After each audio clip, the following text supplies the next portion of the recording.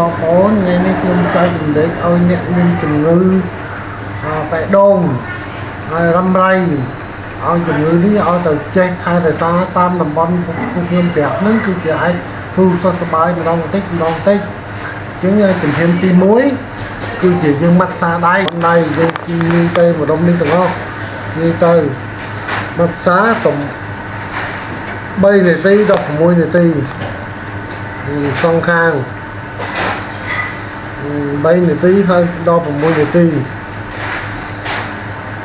សងខាងវាជាប់សងខាង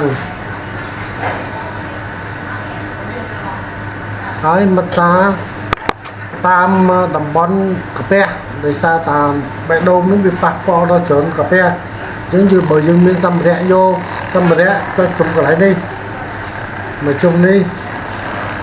តំបន់កាពះចុច2នាទីដល់5នាទីដល់បាន6 7នាទីហត់ទៅល្អអង្គុយម៉ាត់សាមកយកនេះដល់2នាទីដល់5នាទីហ្នឹង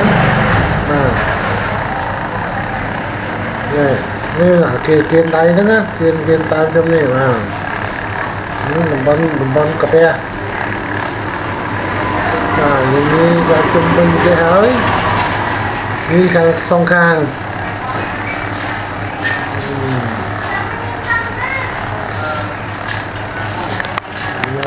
សងខាង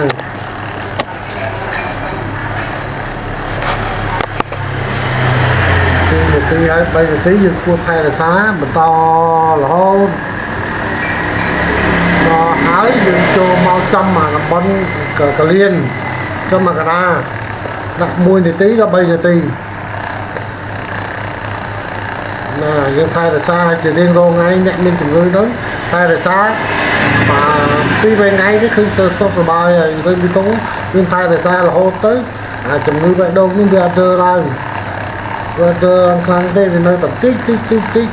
បើមានឱកាសមកដល់កន្លែងពួកខ្ញុំជាបាអត់ទៅកាត់ជាតោះនេះយើងជួយណែនាំដើម្បីឲ្យអ្នកអត់មានឱកាសមកដល់កន្លែងពួកខ្ញុំជាយាមប្រាប់ដើម្បីពុកម៉ែបងប្អូននៅផ្ទះនៅយើងចែកជា2អានេះមួយជាងសំភ្លាមកចេះហើយទៅតឹងមកចេះចូលក្រាបបត់ចេញចោល2គម្រាមដៃគឺជាជីចមួយយើងឡើងលើអានេះទៅតែសារពី1នាទីដល់3នាទីមួយជីច1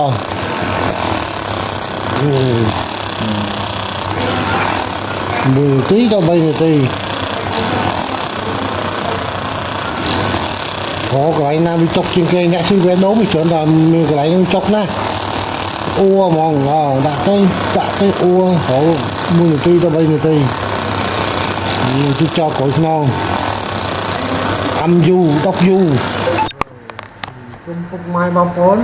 អ្នកមានជំងឺហ្នឹងគួរថែរក្សាអានឹងបានជាបានពីមុខនេះចាក់ផ្ទៃឈាមហើយដោយសារជំងឺបេះដូងចាក់ផ្ទៃឈាមគឺក្បាលគួរតែថែរក្សាតាមប្រភេទហ្នឹងទៅមួយរយៈកាលពេលគឺជាម្ដងតិច